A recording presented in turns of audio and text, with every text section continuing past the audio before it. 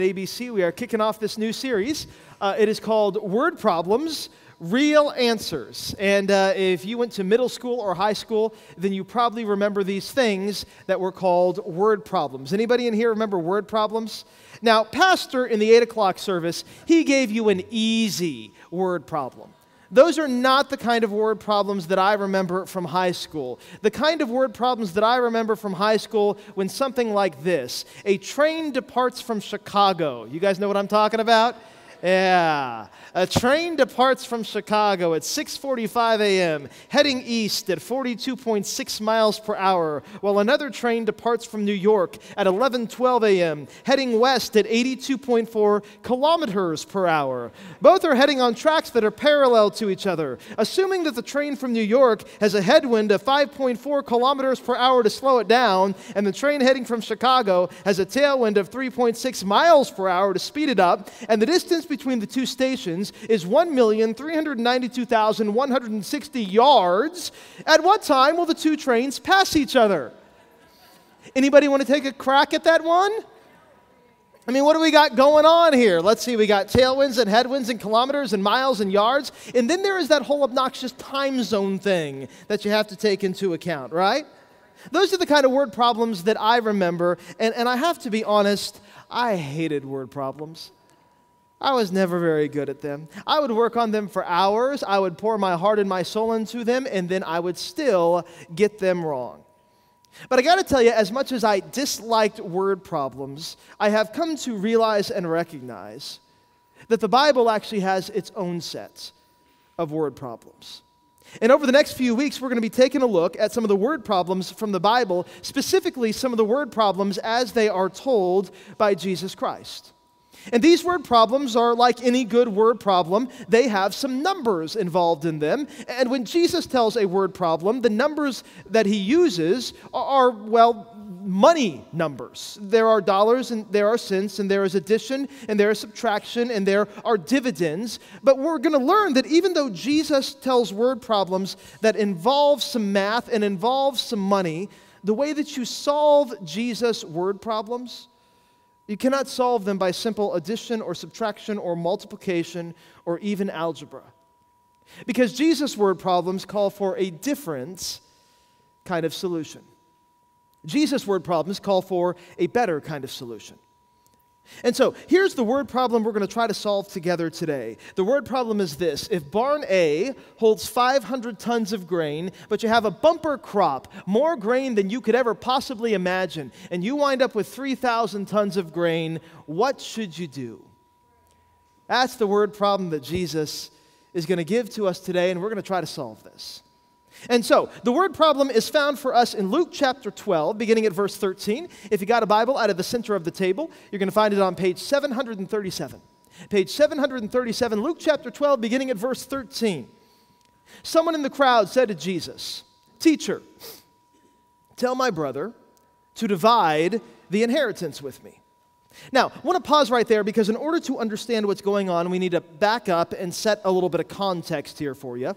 In Luke chapter 12, Jesus is teaching a large crowd of people. Everybody's hanging on every word that Jesus says. And as part of Jesus' teaching, in Luke 12, verse 11, Jesus says, "When you are brought before the synagogues, the rulers, the authorities, do not worry about how you will defend yourselves or what you will say. For the Holy Spirit will teach you at that time what you should say." And so Jesus, he's teaching the crowds and he's saying, if you follow me, life is not always going to be easy. You're going to encounter some trials and some troubles and some tribulations, but when you do, Jesus says, don't worry about how you're going to defend yourselves. A little bit of Greek here for you. In Greek, the word for defend is the word apologeomai. We actually get our English word apologetics from this. And when we talk about apologetics, we talk about making a defense of something, standing up for what we believe in and making a case for what we believe in. And so Jesus says, if you follow me, you're going to encounter some persecution, but don't worry about doing apologetics for yourself. Don't worry about defending yourself because the Holy Spirit is going to help you in that regard. Now, as Jesus is teaching this, there is this man who stands up in the middle of the crowd and he says, "Teacher, tell my brother to divide the inheritance with me." Now, there's a fair amount of irony when this man interrupts Jesus, because Jesus is in the middle of a teaching about not defending yourself when you are persecuted, but then in the middle of the teaching, somebody interrupts Jesus because he wants to defend himself because he feels he is being persecuted. Specifically, he feels he's being persecuted by his big brother. You see, the way this would have worked in the ancient world is that when a father died, the whole estate, all the inheritance, all the money, all the cash would have gone to the oldest of the father's sons. And then it would have been up to that oldest son to divide all of that money and all of that inheritance with his siblings in a fair and in an equitable way. Now, you guys tell me, okay? Anybody in here have siblings? Anybody in here ever feel as though maybe their siblings didn't share something with them in a fair and in an equitable way? Raise your hand. It just kind of happens with brothers and sisters, right? I can remember when I was a kid, at our house, Sunday night was dessert night. My parents would not let us have dessert every night, but Sunday night was a special night, and the dessert of choice on Sunday night was ice cream.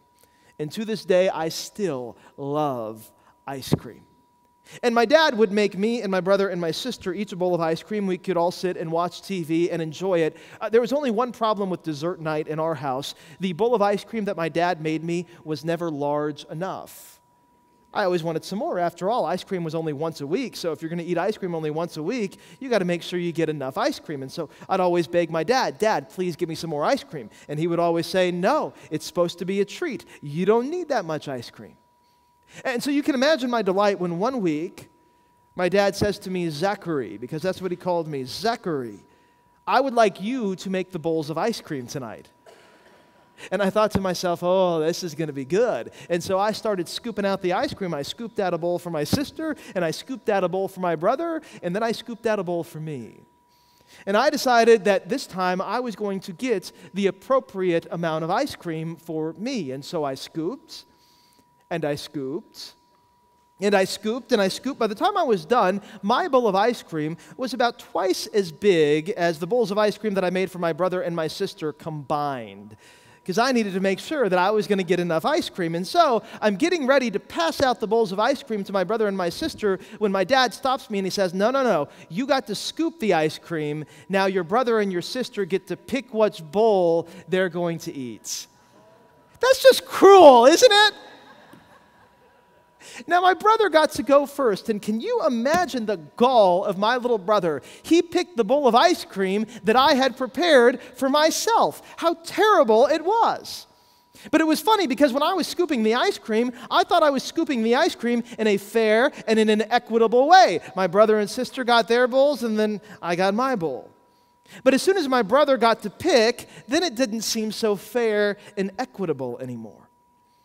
Now, when this young man comes to Jesus with a complaint, and he says to Jesus, "Teacher, tell my brother to divide the inheritance with me," here's what he's essentially saying. He's saying, "Hey, my brother got to scoop the ice cream, and he got to pick the ice cream, and he picked most of it for himself. This isn't fair, Jesus. I want what I should have coming to me." Now, this is how Jesus responds. Verse 14.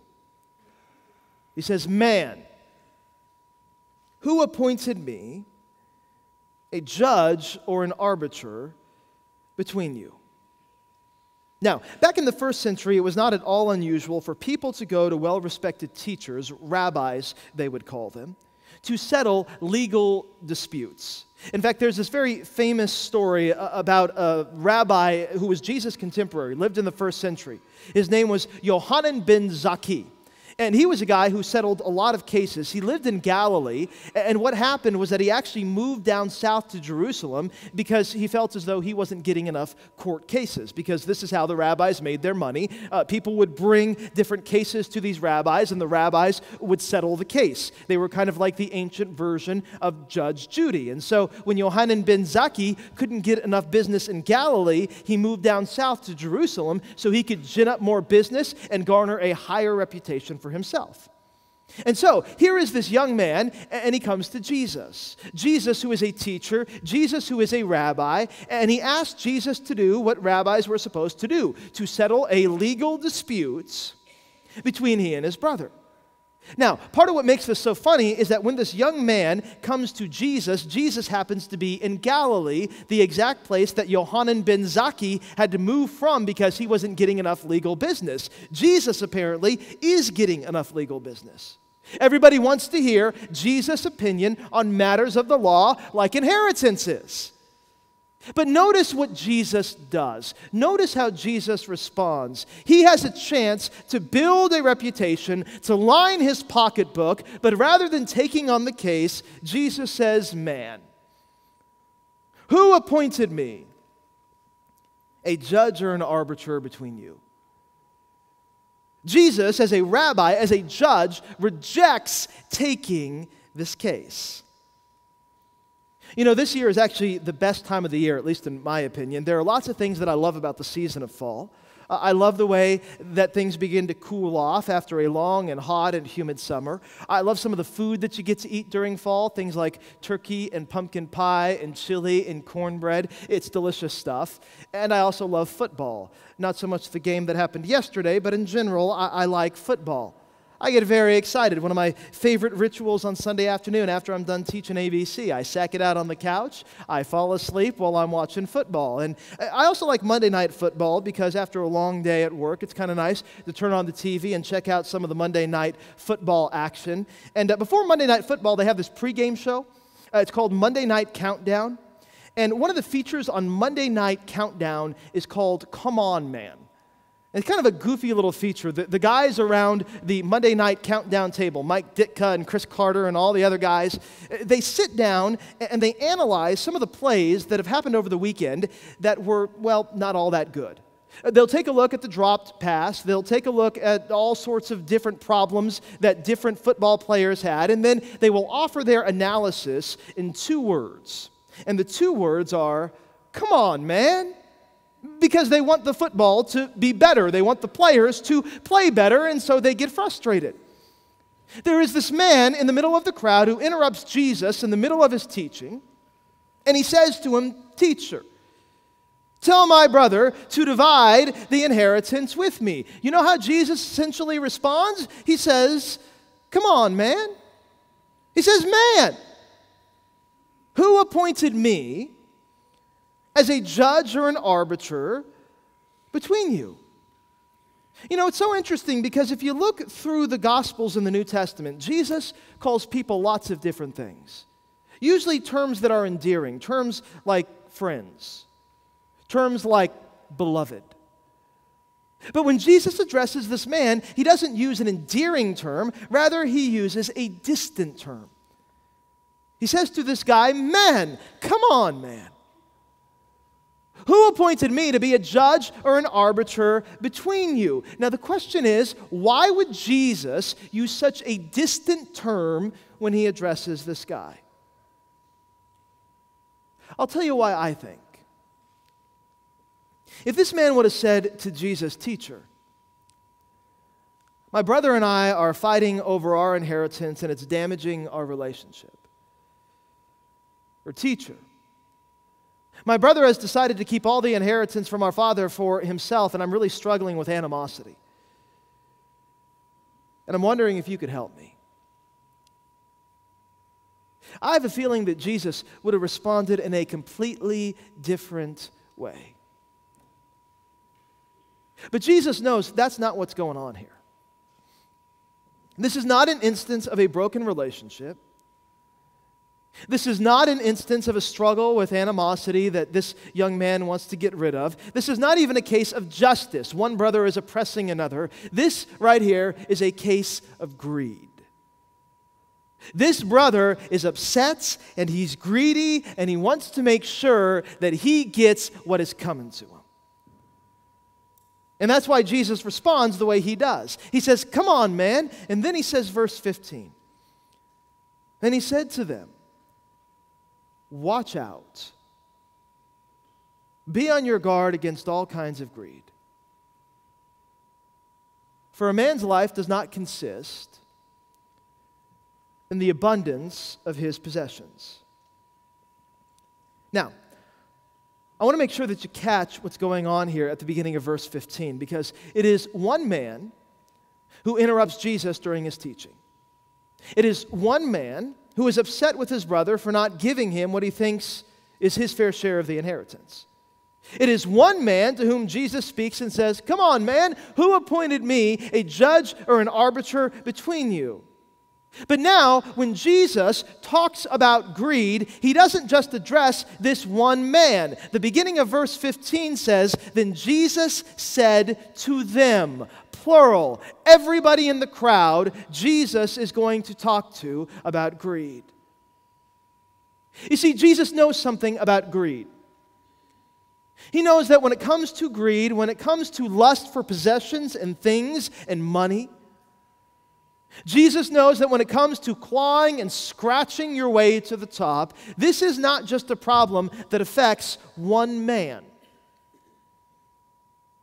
This is a problem that affects everybody.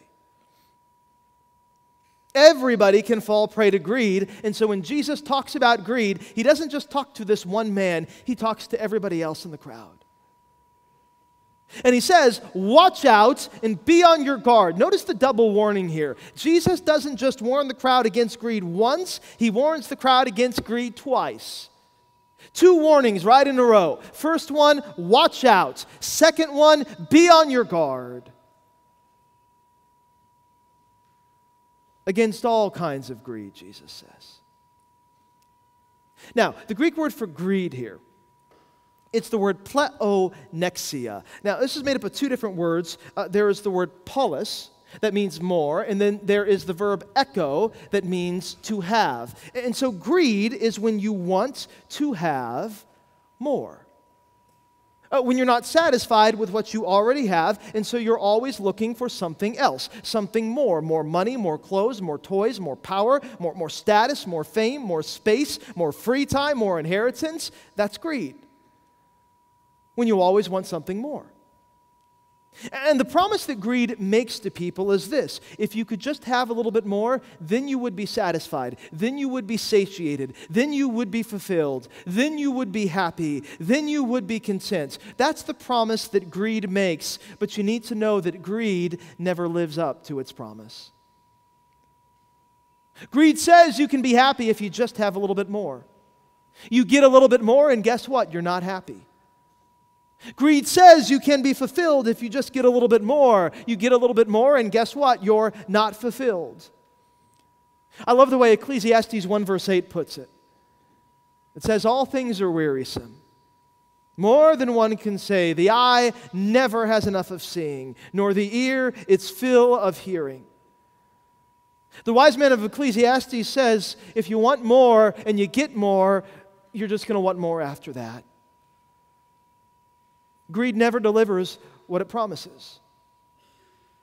That's why Jesus says, hey, a man's life doesn't consist in the abundance of his possessions. You see, the world has this equation. And the equation is that the greater the possessions, the greater the life you're going to have. The more toys you have, the more fun you'll have. The more money you can acquire, the more secure you'll be. The more titles and accolades you rack up, the more fulfilled you'll feel. For these people, the greater the stuff you have, the greater the possessions you have, the greater the life you'll have. But Jesus says this equation that says your life consists of the abundance of your possessions, this equation is a total farce. It's not real. It cannot help you. It cannot fulfill you. It cannot save you. You can gain the world and still be left empty. He was one of the richest men in the world. He bought TWA in 1939 for $7 million. Not a bad deal. He sold it in 1966 for $547 million, back when TWA still was doing very well. He owned a Hollywood studio named RKO, was a well-known actor, launched a medical institute, was friends with politicians at the highest level, and he actually built the largest plane in the world. It was called the Spruce Goose. Anybody know who this is? Howard Hughes. He died 6'4", weighing 120 pounds. He had long, yellowed fingernails. His teeth were rotting. A tumor was emerging from the side of his head. His skin was pierced with countless needle marks. He was addicted to codeine, morphine, and a lot of other painkillers. In his life, Howard Hughes managed to acquire it all: money, success, women, accolades. But even all of that wasn't enough. He died a completely empty and desolate man. She was the most beautiful woman in the world. Every woman envied her. A lot of men wanted her. She was a famous actor, a glamorous model, owned her own production company. Rumor has it she had special, even if inappropriate, access to the President of the United States. Anybody know who I'm talking about? Marilyn Monroe. Marilyn also suffered from anxiety, insomnia, depression. On April 5th, 1962, the LAPD received a call at 4:25 a.m. from Maryland psychiatrist saying that she was dead. They did an investigation, and the coroner's office found that she had died from acute barbiturate poisoning because of suicide. Marilyn had it all: money, success, the president, glamour. But even all that wasn't enough. She died an empty and a desolate woman. Jesus says a man's life, a woman's life, does not consist in the abundance of their possessions.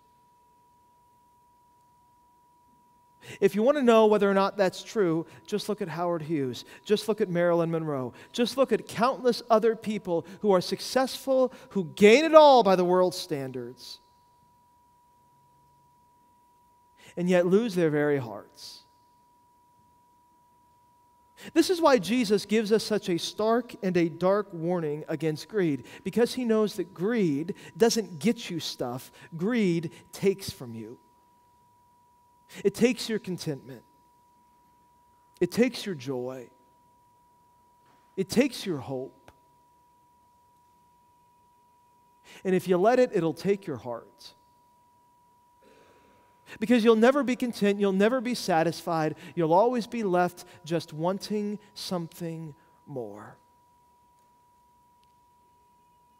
There's a fascinating passage in 1 Corinthians 7. 1 Corinthians 7, verse 29, the Apostle Paul writes, "From now on, those who have wives should live as if they had none. Those who mourn as if they did not. Those who are happy as if they were not. Those who buy something as if it were not theirs to keep.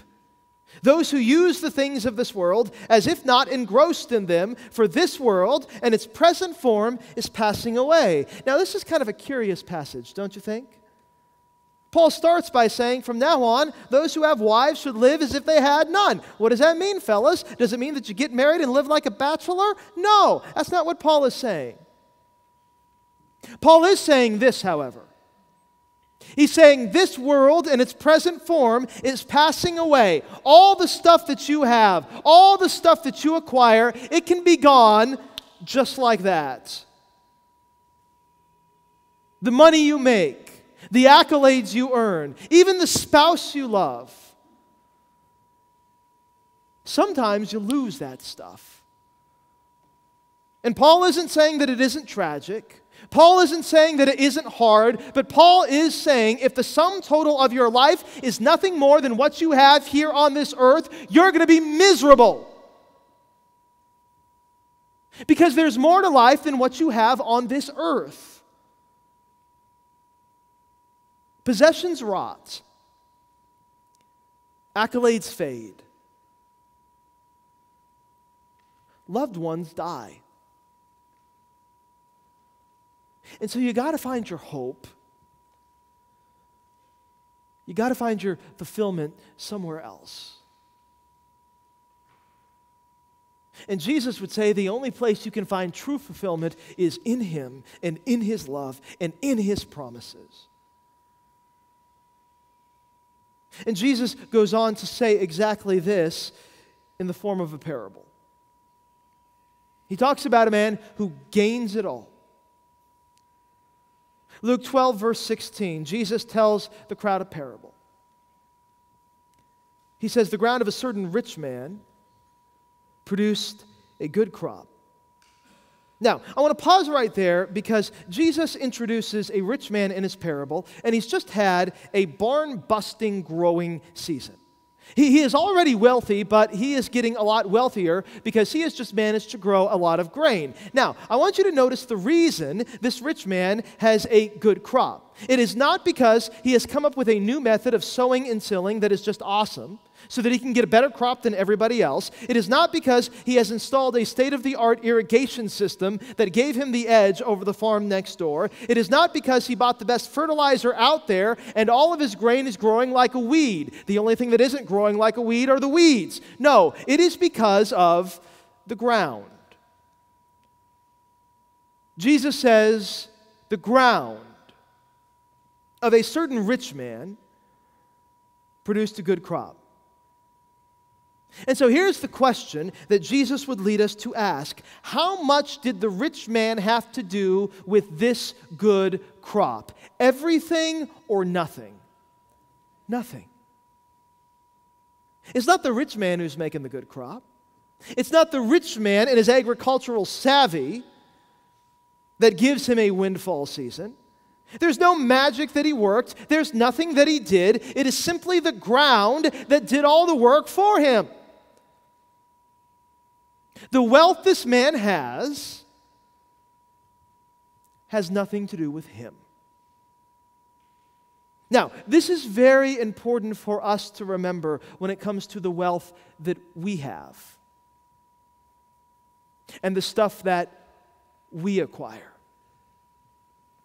Because sometimes we can be tempted to believe that the wealth that we have and the stuff that we acquire is really about us. It is about our ingenuity, our savvy, our hard work. And you know what? Ingenuity, savvy, and hard work, those are all good things. The Bible encourages all of that stuff. But when it comes to what you have, it's not a result of that. It's a gift of God. Great words from 1 Corinthians 4, verse 7. It's a rhetorical question. Paul asks, what do you have that you did not receive? Anybody know what the answer to that question is? Nothing. There's not a thing that you have that you didn't receive. Because everything, the Bible would remind us, is a gift from God. And so don't treat it like you earned it. Rejoice in it like it was given to you. Jesus continues, verse 17.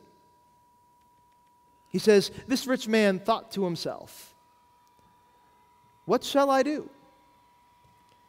I have no place to store my crops. This rich man, he gets this windfall barn-busting crop, but with all this plenty comes a problem.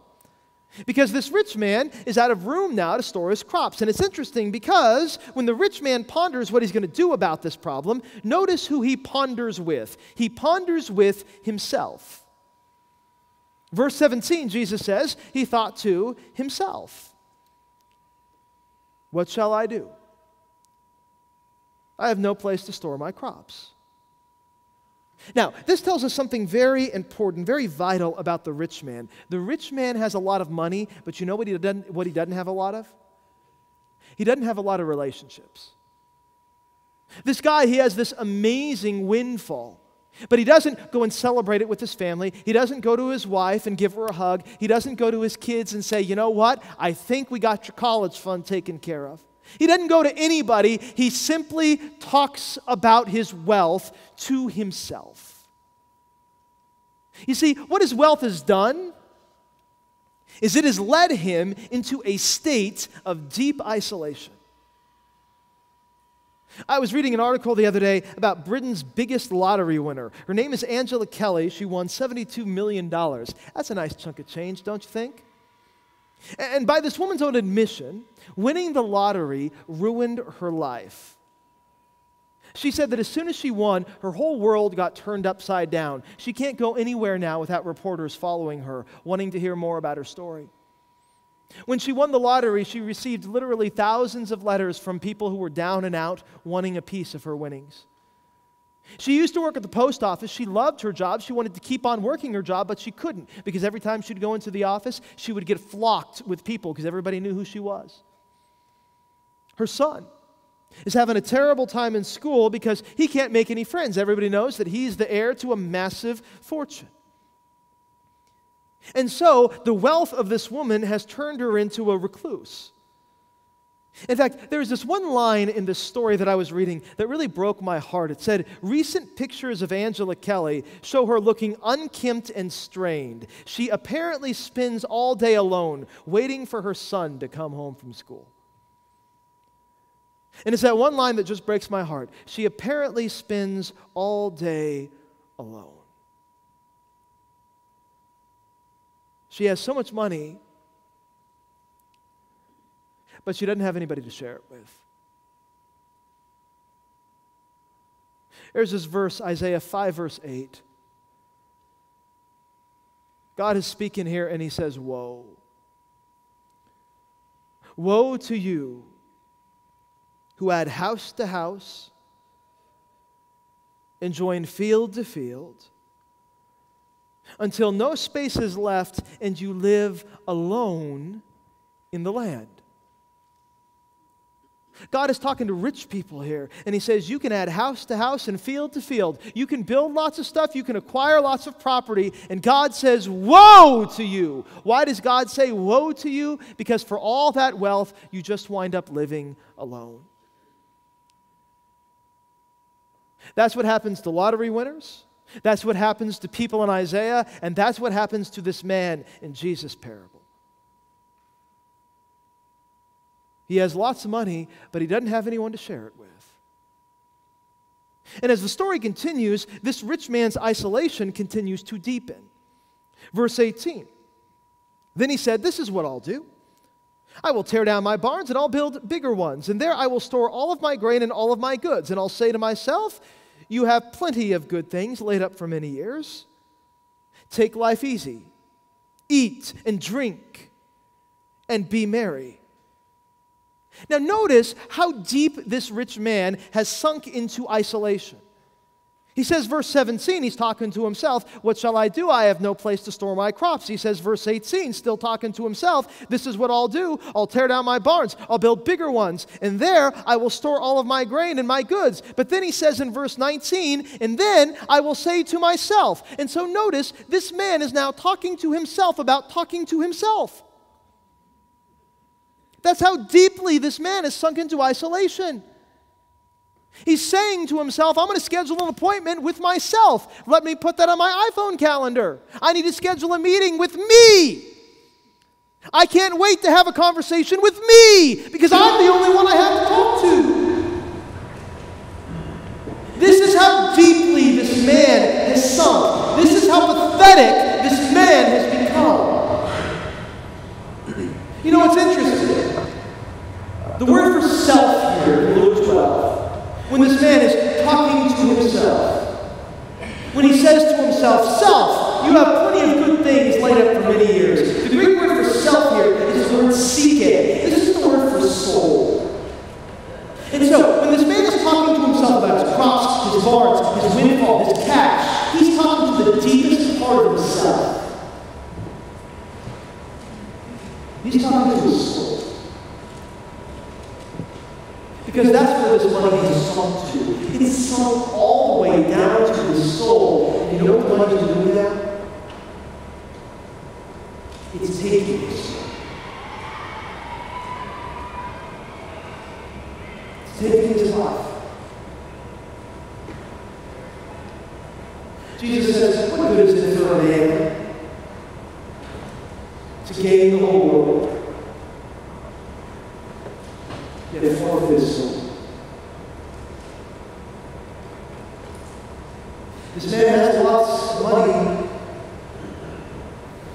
All it costs him is his soul. You know, this man's biggest vision for his life is this. He's going to take his life easy. And he's going to eat, and he's going to drink. And he's going to be married. Notice this man doesn't have a vision for his life about being a faithful husband. Or about being a gentle father. Or about studying and learning God's Word. Or about leveraging his day job to help people in need. Or about leaving a legacy and creating a future for those who come after him. Here's this man's big vision for his life. I'm going to have a giant frat party without the frat. Because I'm alone. I'm going to eat, I'm going to drink, I'm going to be married. You know what I say? Sadly to that. You know, this man, if nothing else, I hope you feel a little bad for him. Because he has everything, and yet he has nothing. Because he's lost everything that is even remotely meaningful and transcendent and purposeful and wonderful and beautiful in life. All he has is himself. And now he sits to losing that. Verse 20. Finally, the rich man has somebody else. Because God comes to him and God says to him, "You fool. This very night, your life is going to be made. Then you will get what you have prepared for yourself." You know, this man's money can buy him a lot of things. He can build a lot of barns. But you know one thing he could not buy for himself? Another day. Because God rules the days. And this day is meant to be this man's final day. In fact, it's kind of interesting. The man, his vision for his life is to eat, is to drink, and is to be married. The Greek word for be married is the word euphrae. Now, I want you to notice the prefix there. That you prefix, the you in Greek means something that is good, or something that does well. So, for example, a lot of times at a funeral, they will have a eulogy, where you speak nicely about someone, where you speak well about someone. To be married, that's where that comes from. This idea of a euphrae, doing things that are good, doing things that are well, doing things that make you happy. Now, God comes to this rich man and he says, "You are a fool." In Greek, the word for fool is the word apho. Same root word, but a different prefix. A negates a word, kind of like an atheist is someone who is not a theist. Somebody who does not believe in God. This man says, "I'm going to do well. I'm going to be happy. I'm going to be married." And God says to this man, "No, you're not. No, you're not. Because your possessions aren't going to do you any good when you're in health." And so Jesus concludes verse 21. This is how it will be. With anyone who stores up things for himself, but is not rich toward God. You know, a lot of times investors will make a distinction between high-risk investments and mid-risk investments and lower-risk investments. And so, for example, stocks, they can be kind of high-risk investments, right? Especially if you're just investing in one particular stock, you're doing it as a novice, you can make a lot of money, but you can also lose a lot of money. There are also mid-risk investments, things like mutual funds. Those are stocks that are managed by professionals and usually diversify your mutual funds. And although you can make some money, you don't make as much money as you could make if you were playing the stock market by yourself and taking some huge risks. But nevertheless, there's still some risks because you can make some money and lose some. And then there are really low-risk investments, things like bonds, right? In bonds, you're going to make money off of them, but they're going to be very low yield. You're not going to make a lot of money off of them. And so the way that finances work is generally this. You have risk and reward, and the higher the risk you're willing to take, the higher the potential for the reward. If you're willing to really play the market, if you're willing to invest in something that is new, something that is untested,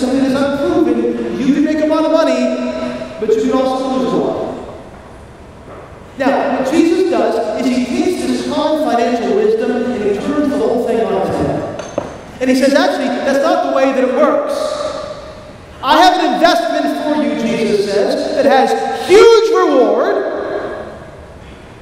and no risk. Here's the reward. The reward is the kingdom of God. The reward is joy and peace. The reward is finding fulfillment in what matters most. The reward is compassion and kindness. The reward are lives that are changed. The reward is to see the poor filled and the righteous vindicated and the broken bound up. That's the reward. Now, to get that kind of huge reward, Jesus says, I want you to invest in me. I want you to use your money, your resources for the sake of my kingdom. I want you to be generous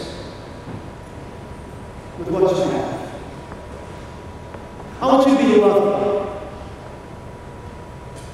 with what you receive. And I want you to experience amazing rewards as you see lives changed and hearts touched.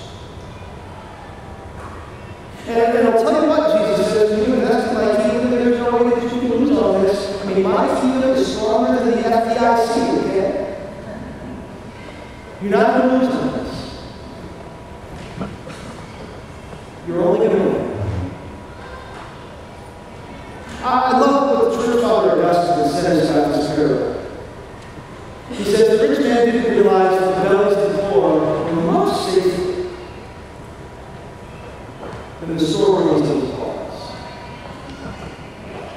Augustine knows that when you invest in that which matters most, people that matter to God, causes that matter to order, that's the safest, that's the best investment that you can make. Because God always wants to. And so, our word problem for today.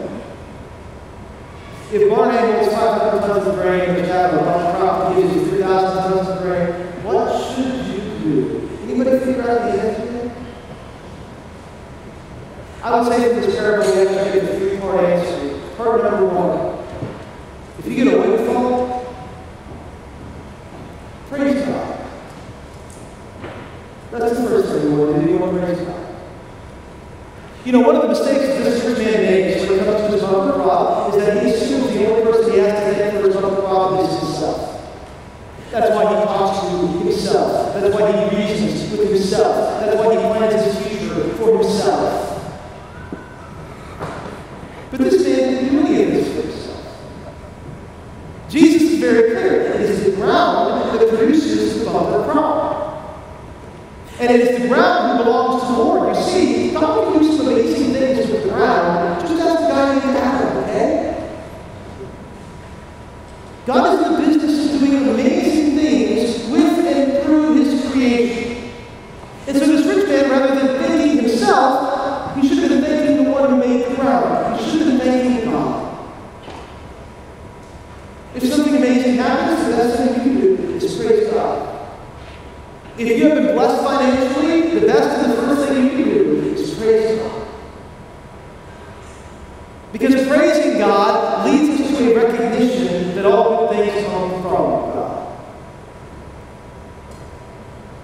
That's the first part of the answer to this word. We want to praise God. Second part of the answer to this word problem is you want to talk to God.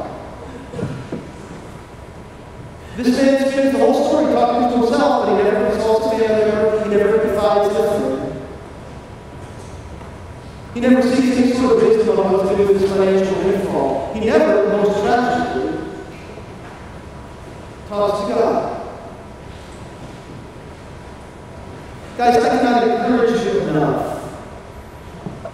I don't care what your financial situation may be. Talk to God about the money you have. If you're worried, talk to God. If you don't know how you're going to make it, talk to God. If you've been blessed beyond your wildest imagination, talk to God. We talk to God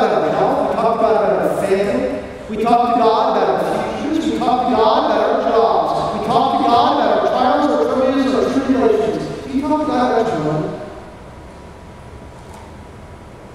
Because if you don't, you should start. You know, one of the traditions of Melody and I have is that in the evenings we take our little shih tzu for a walk through the day. It's fun. We walk around the neighborhood. And it's kind of interesting because we go around the neighborhood and then we round the corner back to our house. And I found myself more than once, as I look at our house and I look at our neighborhood, I love our house, I love our neighborhood. I just kind of talk to God about how thankful I am that we have the house, how thankful I am that we live in the neighborhood that we do. If you don't do that kind of thing, I encourage you to start. Because we have been blessed in so many tremendous ways. And if we're worried about something, we need to take it to the Lord. So that's the second part of this thing. To this word called we want to talk to God.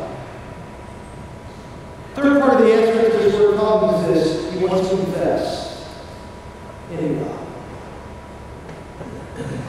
You know, this parable has a big lesson. And the lesson is this: barns and bank accounts, stocks and bonds are not safe places for your finances. However, God is. He's the one who gave it to you in the first place. And because He's the one who gave it to you in the first place, He's the one who knows better than anybody what you ought to deal with. And so invest in God's kingdom, in God's work. And you will never be disappointed. Here's the deal. Your money, it's not going to last. What you invested in, however, when you invested in God's kingdom, that does last. And so really, what do you want out of your life? Something that goes away or something that sticks around? If you want something that sticks around, don't invest your money in your money. Invest your money in God's kingdom. Because the payoff is huge. I can't think of any other payoff that I've ever had. Hope you feel the same way. Let's stand there.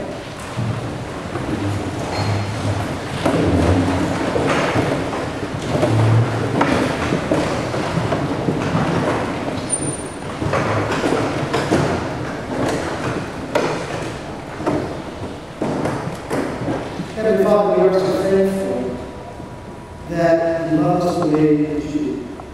We're so thankful that you bless us the way that you do. You have given us amazing. And so, Heavenly Father, we pray that we live with thankful hearts. Heavenly Father, we pray that when we encounter troubles and trials with finances in any area of our lives that we do. And Father, we pray that we don't just use money for it. Father, we use it to do the things that you can. Getting more now, helping those who need, loving those who are lonely. Heavenly Father, may we use your gifts wisely for your glory and for the benefit of the world. We pray this in Jesus' name. Amen.